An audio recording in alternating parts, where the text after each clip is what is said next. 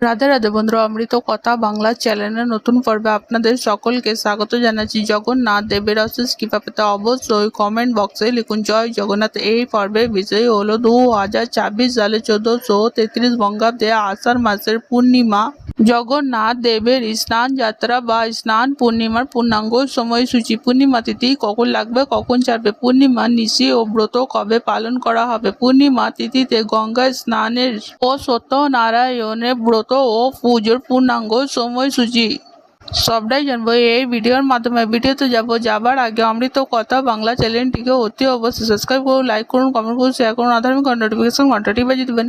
2026 সালের 1433 বঙ্গাব্দে আষাঢ় মাসের পূর্ণিমা জগন্নাথ দেবের স্নান যাত্রা বা স্নান পূর্ণিমার পূর্ণাঙ্গ সময়সূচি। পূর্ণিমা তিথি শুরু হবে 28 জুন 2026, বাংলা 13ই আষাঢ় 1433 রবিবার রাতের 2:47 পর থেকে। পূর্ণিমা তিথি সমাপ্ত হবে 29 জুন 2026, বাংলা 14ই আষাঢ় 1433 সোমবার শেষ রাতের 4:48 মধ্যে।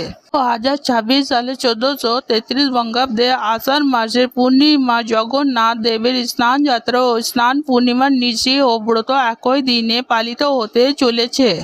30 জুন 2026, বাংলা 14ই আষাঢ় 1433 সোমবার প্রদোষে সন্ধ্যা 6:23 পর থেকে সন্ধ্যা 7:59 মধ্যে শ্রী শ্রী সত্যনারায়ণের ব্রত ও পুজো। শ্রী শ্রী জগন্নাথ দেবের মহা স্নান যাত্রা পূর্ণিমার পক্ষে শেষ রাতের 4:48 মধ্যে। জ্যৈষ্ঠ পূর্ণিমা জগন্নাথের স্নান পূর্ণিমা, গঙ্গা স্নান দান আদি।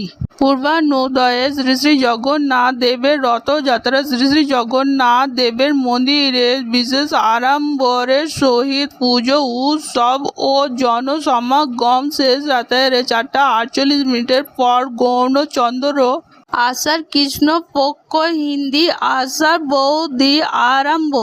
আজকের পর্ব এখানেই সমাপ্ত হলো। অমৃত কথা বাংলা চ্যানেলের সঙ্গে থাকার জন্য আপনাদের অনেক অনেক ধন্যবাদ। রাধে রাধে।